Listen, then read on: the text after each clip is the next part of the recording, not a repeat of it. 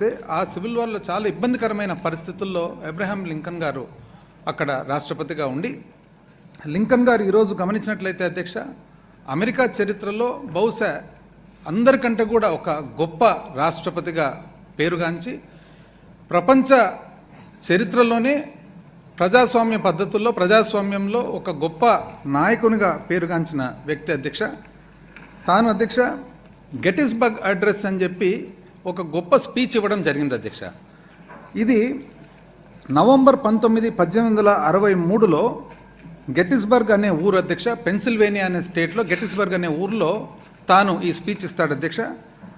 గెటిస్బర్గ్ ఆ సివిల్ వార్లో ఏదైతే ఉందో అతి గొప్ప యుద్ధంగా ఉండి ఎంతోమంది చనిపోతారు అధ్యక్ష. చనిపోయినప్పుడు యూనియన్ తరఫున, అంటే అమెరికాలో ఉండే నార్దర్న్ స్టేట్స్ తరఫున ఎవరైతే చనిపోయిన వాళ్ళు ఉన్నారో వాళ్ళకి నివాళులు అర్పించేదానికి ఆ స్పీచ్ ఇస్తే, ఆ స్పీచ్లో అంటాడు అధ్యక్ష, urge the nation to ensure that these dead shall not have died in vain, that this nation under God shall have a new birth of freedom, and the government of the people, by the people, for the people shall not perish from the earth. ఎవరైతే చనిపోయినారో యుద్ధంలో వాళ్ళ చావు ఎట్టి పరిస్థితుల్లో కూడా వృధా కాకుండా వాళ్ళ సేవ ఏదైతే ఉందో ఆ సేవ వలన ఒక కొత్త దేశం ఏర్పడుతుంది. ఆ ఏర్పడిన దేశం వచ్చేసి by the people, of the people and for the people, ఈ ప్రపంచంలో శాశ్వతంగా ఉంటుందని చెప్పి చెప్తాడు అధ్యక్ష. ఈరోజు గెటిస్బర్గ్ అడ్రస్ అనేది ప్రపంచ చరిత్రలోనే ఒక రాజకీయ నాయకుడు ఇచ్చిన స్పీచ్లలో అతి గొప్ప స్పీచ్గా భావిస్తారు అధ్యక్ష. నేను ఎందుకు ఇంత డీటెయిల్గా చెప్తా ఉన్నానంటే అధ్యక్ష, ఇక్కడ కొటేషన్స్ కానీ సందర్భాలు కానీ మాట్లాడిన వారు కానీ ఇవన్నిటికి కూడా మన ప్రభుత్వానికి కానీ మన పాలన కానీ మన గౌరవ ముఖ్యమంత్రి గారి ఆలోచనకు ఆశయాలకు అనుగుణంగా ఉన్నాయి. కాబట్టి ఇవన్నీ కూడా నేను ఇంత డీటెయిల్గా చెప్తా ఉన్నాను అధ్యక్ష. ఎందుకంటే సభకు కానీ సభ ద్వారా రాష్ట్ర ప్రజలందరికీ కూడా ప్రతి ఒక్క పాలసీ ఏదైతే ఉందో ఆ పాలసీ అంతా కూడా దాని ఆరిజిన్ ఎక్కడి నుంచి మనము ఎక్కడి నుంచి మనం ఆలోచన కలిగింది, అది ఎండ్ అయ్యేది కూడా ఎక్కడ అని చెప్పేసి తెలుసుకోవాలనే ఉద్దేశంతో ఇవన్నీ చెప్తున్నాను అధ్యక్ష. కాబట్టి అబ్రహాం లింకన్ గారి మాటల అధ్యక్ష, ప్రజాస్వామ్యం అంటే ప్రజల వలన, ప్రజల చేత, ప్రజల కొరకు. మన దేశ ప్రజాస్వామ్యంలో ఈ సూక్తి పొందుపరచబడింది. సమానత్వము, స్వేచ్ఛ, సోదరభావము ప్రజాస్వామ్యానికి మరియు న్యాయానికి మూల స్తంభాలుగా భావించిన మన భారత రాజ్యాంగ పితామహుడు డాక్టర్ బిఆర్ అంబేద్కర్ గారికి భారత ప్రజాస్వామ్యం చాలా రుణపడి ఉంది. మన రాజ్యాంగ నిర్మాత మరియు దార్శనికునైన వీరికి నివాళులు అర్పిస్తూ మా ప్రభుత్వం విజయవాడలోని స్వరాజ్ మైదానంలో ప్రపంచంలోనే అత్యంత ఎత్తైన 125 అడుగుల డాక్టర్ అంబేద్కర్ విగ్రహము, స్టాచ్యూ ఆఫ్ సోషల్ జస్టిస్ను ఏర్పాటు చేసింది.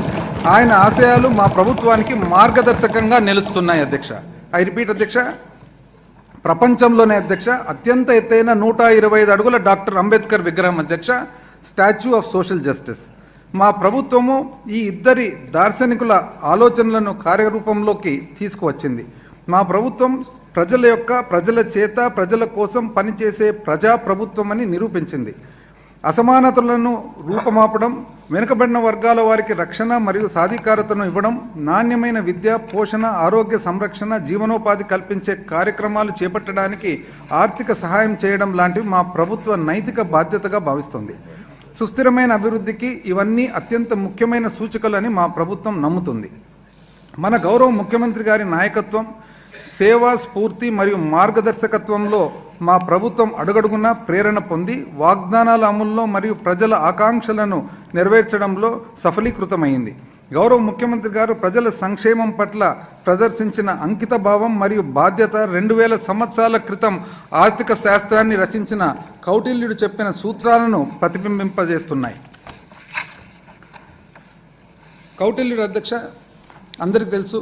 కౌటిల్యుడు, విష్ణుగుప్త, మరి ఈరోజు మనం చాణక్య అని అంటూ ఉంటాము, అర్థశాస్త్ర రచయిత, ఒక గొప్ప విద్యావేత్త, రచయిత, మరి తత్వవేత్త, ఆర్థికవేత్త, న్యాయవేత్త, అన్ని రకాలుగా తాను మరి అన్ని హంగులుగా తనకున్న శక్తులతో మన మౌర్య ఎంపైర్ ఏదైతే ఉంటుందో ఆ మౌర్య ఎంపైర్కు, చంద్రగుప్త మౌర్యకు తాను చీఫ్ అడ్వైజర్గా ఉంటారు అధ్యక్ష.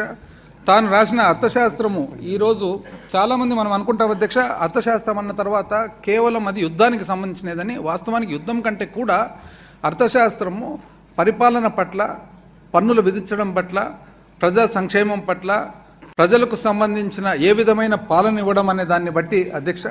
అయితే కౌటిల్యుడు చెప్తాడు అధ్యక్ష, ప్రజా సుఖే సుఖం రాజా, ప్రజానాంతు హితే హితం. అంటే in the happiness of subject lies the happiness of the king and the welfare of the public lies is welfare అధ్యక్ష. పాలకుడు అనేవాడు తన ప్రజల ఆనందాన్ని మరియు శ్రేయస్సును తన సొంత ఆనందం మరియు శ్రేయస్సుగా భావించేవాడు అని చెప్పేసి చాణక్యుడు చెప్తాడు. ఈరోజు ఎటువంటి సంకోచం లేకుండా చెప్పొచ్చు అధ్యక్ష, మనము మన ప్రభుత్వం కానీ మన గౌరవ ముఖ్యమంత్రి కానీ అర్థశాస్త్రంలో చాణక్యుడు ఏదైతే చెప్తాడో అదే విధమైన పాలన ఈరోజు అందింపజేస్తూ ఉన్నామని చెప్పి తెలియజేస్తా ఉన్నాను అధ్యక్ష.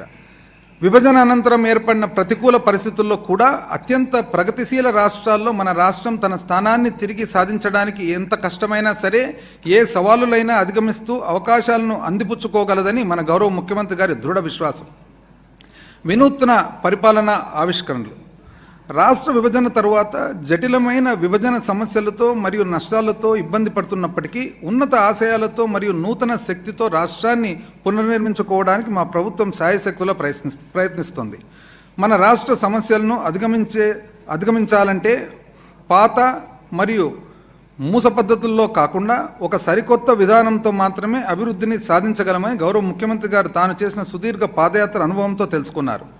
దీనికి అనుగుణంగా అనేక మార్గ నిర్దేశక కార్యక్రమాలతో మా ప్రభుత్వం గత 5 సంవత్సరాలుగా ప్రజల జీవితాల్లో వెలుగు నింపుతుంది. మా ప్రభుత్వం ప్రవేశపెట్టిన నవరత్నాలు, మేనిఫెస్టోలోని ఇతర పథకాలు మరియు అమలు చేస్తున్న వివిధ వినూత్న కార్యక్రమాలు సుస్థిర అభివృద్ధి లక్ష్యాలను అనుగుణంగా ఉన్నాయి. ఈ కార్యక్రమాలు మెరుగైన ఫలితాలను అందించడం వలన ప్రపంచవ్యాప్త మేధావులచే కూడా ప్రశంసలు అందుకుంటున్నాయి. కొత్త ఆలోచనలను, ఆవిష్కరణలను మరియు ఇంతకుముందు ఎన్నడూ లేని విధానాలను కనీ విని ఎరగని రీతిలో అమలుపరచడం వలన తక్కువ సమయంలోనే మా ప్రభుత్వం సంతృప్త స్థాయిలో ప్రజలందరి జీవితాల్లో గణనీయమైన మార్పు తీసుకురాగలిగింది.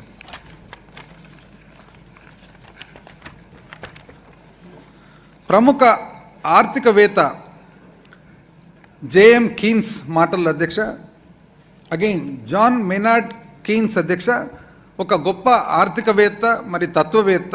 తాను మొట్టమొదటిసారిగా ప్రపంచానికి మ్యాక్రో ఎకనామిక్స్ అనే పదము ప్రపంచానికి తెలియజేశాడు అధ్యక్ష. స్థూల అర్థశాస్త్రం 20వ శతాబ్దంలో దాదాపు అందరిపై కూడా ఎక్కువ తనకున్న ఇన్ఫ్లుయెన్స్ అనేది చాటి చూపగలిగినారు అధ్యక్ష. గ్రేట్ డిప్రెషన్ అధ్యక్ష, ఏదైతే గొప్ప ఆర్థిక మాంద్యం 1930లో ప్రపంచంలో వచ్చిందో అప్పుడు తను ఒక కొత్త థియరీ స్టార్ట్ చేసి తాను ఒక గొప్ప పుస్తకము రచించినాడు అధ్యక్ష. The general theory of employment, interest and money, published in the year 1936. 1936లో అధ్యక్ష the general theory of employment, interest and money అని ఒక పుస్తకం రచించినాడు అధ్యక్ష. తాను ఏమంటాడంటే, ఏదైనా కానీ ఇబ్బందులు కలిగినప్పుడు కానీ, ఆర్థిక మాంద్యం ఉన్నప్పుడు కానీ, డిప్రెషన్ ఉన్నప్పుడు కానీ తాను ప్రభుత్వం అనేది ఇంకా ఎక్కువ ఖర్చు పెట్టాల్సిన అవసరం ఉంది, ఎక్కువ ఖర్చు పెడితే అప్పుడే మనం మళ్ళీ ఆ మాంద్యం నుంచి బయటపడతామనే థియరీ ఆయన మొట్టమొదటిసారిగా ఆయన ప్రపంచానికంతా చాటి చెప్పాడు అధ్యక్ష. అంతవరకు డిప్రెషన్ అనేది ఉన్నప్పుడు ఎప్పుడు కూడా మనం ఇంకా ఖర్చు కంట్రోల్ చేసుకోవాలి అనే ఒక ఆలోచన నుంచి డిప్రెషన్ ఉన్నప్పుడు ఆర్థికంగా మనం తగ్గులో ఉన్నప్పుడు ఇంకా పైకి తీసుకురావాలని అధ్యక్ష. తానేమంటాడంటే, his radical idea that government should spend money that they don't have has actually saved capitalism అని. అంటే ప్రభుత్వం దగ్గర డబ్బులు లేకున్నా కూడా, లేనప్పటికీ కూడా ఆర్థిక మాంద్యం ఉన్నప్పుడు కానీ, ఇబ్బందులు ఉన్నప్పుడు కానీ మనం ఇంకా కొద్దిగా ఖర్చు పెట్టాల్సిన అవసరం ఉంది అని చెప్పి తను తెలియజేశాడు అధ్యక్ష. ప్రభుత్వానికి ముఖ్యమైన బాధ్యత ఏమంటే, తన మాటల అధ్యక్ష, ప్రభుత్వానికి ముఖ్యమైన బాధ్యత ఏమిటంటే ఇతరులు ఇప్పటికే చేస్తున్న పనులు చేయడము, లేదా అవే పనులు కొంచెం మెరుగ్గా లేదా అధ్వానంగా చేయడం కాదు, కానీ ఇప్పటి వరకు అసలు ఎవ్వరూ చేయని పనులు చేయడం. ఐ రిపీట్ అధ్యక్ష, ఇప్పటి వరకు అసలు ఎవరు చేయని పనులు చేయడం. ఈరోజు మనం గర్వంగా చెప్పొచ్చు అధ్యక్ష, మన ప్రభుత్వం కానీ గౌరవ ముఖ్యమంత్రి గారు కానీ తీసుకున్న నిర్ణయాలు ఏవైతే ఉన్నాయో, పరిపాలన ఏదైతే ఇచ్చామో ఇప్పటి వరకు ఎవ్వరు కూడా చేయలేదని చెప్పి ఈరోజు గర్వంగా మనం చెప్పొచ్చు అధ్యక్ష. మా ప్రభుత్వం యొక్క కొన్ని ముఖ్యమైన వినూత్న కార్యక్రమాల ప్రభావం మరియు వాటి సత్ఫలితాలను గౌరవ సభకు తెలియజేస్తున్నాను అధ్యక్ష. మన విధానాలు అధ్యక్ష 7 భాగాలుగా మనం దాన్ని విభజించవచ్చు అధ్యక్ష. ఆ 7 భాగాలు కూడా ఒక భాగం తర్వాత ఒక భాగము క్లియర్గా ఆ విధానం ఏమి, ఆ పరిపాలన విధానం ఏమి, ఆ ఆలోచన ఏమి, ఆ ఆలోచన వెనకాల దాని కారణమేమి, అయితే ఆ ఆలోచన పరిపాలన వలన యాక్చువల్గా రిజల్ట్ ఏమి, అవుట్కమ్ ఏమనేది కూడా నేను చెప్పబోతా ఉన్నాను అధ్యక్ష. ఎందుకంటే ఈ బడ్జెట్లో ఈ ముఖ్యంగా అవుట్కమ్ అధ్యక్ష 5 సంవత్సరాల పాలన తర్వాత అవుట్కమ్ ఏమొచ్చింది అనేది అధ్యక్ష. అయితే ఆ 7 విధానాలు వచ్చేసి అధ్యక్ష, సుపరిపాలన ఆంధ్ర, సామర్థ్య ఆంధ్ర, మన మహిళా మహారాణుల ఆంధ్ర. అధ్యక్ష, ఐ రిపీట్ అధ్యక్ష, మన మహిళా మహారాణుల ఆంధ్ర, అన్నపూర్ణ ఆంధ్ర, సంక్షేమ ఆంధ్ర, సంపన్న ఆంధ్ర, భూభద్ర ఆంధ్ర. మొట్టమొదటి అధ్యక్ష, సుపరిపాలన ఆంధ్ర. పాలనా వికేంద్రీకరణ, గడప వద్దకే ప్రభుత్వం. ప్రజల సాధికారత మరియు వికేంద్రీకరణలు సుపరిపాలన మరియు అభివృద్ధికి అత్యంత ముఖ్యమైనవి. వీటిని ప్రజల చెంతకు తీసుకువెళ్లే దిశగా మా ప్రభుత్వం అనేక చర్యలను చేపట్టింది. ఇందులో భాగంగా గ్రామ స్థాయి నుంచి ప్రభుత్వాన్ని పటిష్టపరచడం, విస్తృత స్థాయిలో పాలనా విభాగాలను పునర్వ్యవస్థీకరించడం మరియు సమాజంలోని వివిధ వర్గాల వారికి సాధికారతను అందించడం జరిగింది. పాలనా వికేంద్రీకరణలో భాగంగా జిల్లాలు మరియు పోలీస్ వ్యవస్థ పునర్వ్యవస్థీకరణ మాత్రమే కాకుండా స్థానిక సంస్థలను బలోపేతం చేయడమైనది. కమ్యూనిటీ కాంట్రాక్టుల విధానం స్థానిక పాలనలో పౌరుల చురుకైన భాగస్వామ్యాన్ని మరియు యాజమాన్య భావాన్ని ప్రోత్సహించి చిట్ట చివరి స్థాయి వరకు ప్రజాస్వామ్యాన్ని పటిష్టపరిచింది. దాదాపు 1,35,000 మంది ఉద్యోగులతో, ఐ రిపీట్ అధ్యక్ష, దాదాపు 1,35,000 మంది ఉద్యోగులతో 15,004 గ్రామ మరియు వార్డు సచివాలయాలను ఏర్పాటు చేయడం, 2,66,000 మంది వాలంటీర్ల నియామకం చేయడం ద్వారా సకాలంలో అర్హులైన లబ్ధిదారులందరికీ ఎటువంటి లోపాలు లేకుండా పారదర్శకంగా సంక్షేమ పథకాలు మరియు పౌర కేంద్రీకృత సేవలు గడప గడపకు అందించగలుగుతున్నాము. అందుబాటులో ఉన్న వనరులను సముచితంగా వినియోగించి జిల్లాల సంఖ్యను 13 నుండి 26కు, రెవెన్యూ డివిజన్లను 52 నుంచి 77కి పెంచడం ద్వారా మా ప్రభుత్వం పరిపాలనాపరమైన పునర్నిర్మాణాన్ని చేపట్టింది. కొత్తగా ఏర్పాటు చేసిన 25 రెవెన్యూ డివిజన్లలో కుప్పం కూడా ఒకటి. ఇది ప్రజలకు పాలనలో మరింత చేరువ చేయడంతో పాటు ప్రభుత్వాన్ని మరింత జవాబుదారీగా మరియు సమర్థవంతంగా చేసింది. నూతన సమీకృత కలెక్టరేట్ భవన సముదాయాల నిర్మాణం ప్రజలకు సేవలను మరింత చేరువ చేసింది. పౌరుల రక్షణ మరియు భద్రతను పెంపొందించడానికి మా ప్రభుత్వం పునర్వ్యవస్థీకరణలో భాగంగా అవసరమైన చోట కొత్త పోలీస్ సబ్ డివిజన్లను మరియు పోలీస్ స్టేషన్లను ఏర్పాటు చేసింది. ఉదాహరణకు కుప్పం పోలీస్ సబ్ డివిజన్ను 6 పోలీస్ స్టేషన్ల పరిధితో ఏర్పాటు చేయడం జరిగింది. అధ్యక్ష, రెవెన్యూ డివిజన్ కానీ పోలీస్ సబ్ డివిజన్ కానీ కుప్పం అని చెప్పి నేను ప్రత్యేకంగా ఎందుకు చెప్తున్నానంటే అది వేరే ఆలోచనతో కాదు అధ్యక్ష. ఈరోజు దురదృష్టవశాత్తు లేరు లీడర్ ఆఫ్ అపోజిషన్, కానీ ఉన్నింటే మన ప్రభుత్వం కానీ మన పాలన కానీ గౌరవ ముఖ్యమంత్రి గారు కానీ ఏదైనా కానీ అందరికీ సమానత్వం, ఏ ఒక్కరిని కూడా తక్కువగా ఎక్కువగా చూడకుండా ప్రతి ఒక్కరిని సమానత్వంతో నీడ్ బేస్డ్ గవర్నెన్స్ ఇచ్చినామని చెప్పి తెలియజేసేదానికి నేను చెప్తా ఉన్నాను అధ్యక్ష. లేకుంటే ఈరోజు ఈ సమయంలో రెవెన్యూ డివిజన్ కానీ పోలీస్ సబ్ డివిజన్ కానీ కుప్పంకి వచ్చిందంటే అది మన పరిపాలన అనేది ఒక చిహ్నం అని చెప్పి మీకు తెలియజేస్తా ఉన్నాను అధ్యక్ష. ప్రతి జిల్లాలో దిశ పోలీస్ స్టేషన్లు ఏర్పాటు చేయడమే కాకుండా రాష్ట్ర వ్యాప్తంగా పుణ్యక్షేత్రాలు మరియు పర్యాటక ప్రాధాన్యత కలిగిన 20 ముఖ్య ప్రాంతాల్లో పర్యాటక పోలీస్ స్టేషన్లు ప్రారంభించబడ్డాయి. భద్రత మౌలిక సదుపాయాలు పెంచడం ద్వారా ప్రజా భద్రత మరింత మెరుగుపడింది. గడప గడపకు మన ప్రభుత్వం అనే కార్యక్రమం ద్వారా ప్రజాప్రతినిధులు పౌరుల నుండి నేరుగా ప్రాథమిక సౌకర్యాలు మరియు మౌలిక సదుపాయాల అవసరాలను తెలుసుకొని వాటిని సమకూర్చడం ద్వారా బాధ్యతాయుతమైన పాలన అందజేస్తున్నారు. ఈ కార్యక్రమంలో భాగంగా అత్యధిక ప్రాధాన్యత కలిగిన 58,288 పనులను 2,356 కోట్ల రూపాయల అంచనా వ్యయంతో మంజూరు చేయగా ఇప్పటి వరకు 729 కోట్ల రూపాయలతో 17,239 పనులు పూర్తయ్యాయి. రాష్ట్రంలో భాగస్వామ్య ప్రజాస్వామ్యాన్ని ముందుకు తీసుకువెళ్లడమే కాకుండా స్థానిక సంస్థలను ఆర్థికంగా మరింత బలోపేతం చేయడానికి మా ప్రభుత్వం 4వ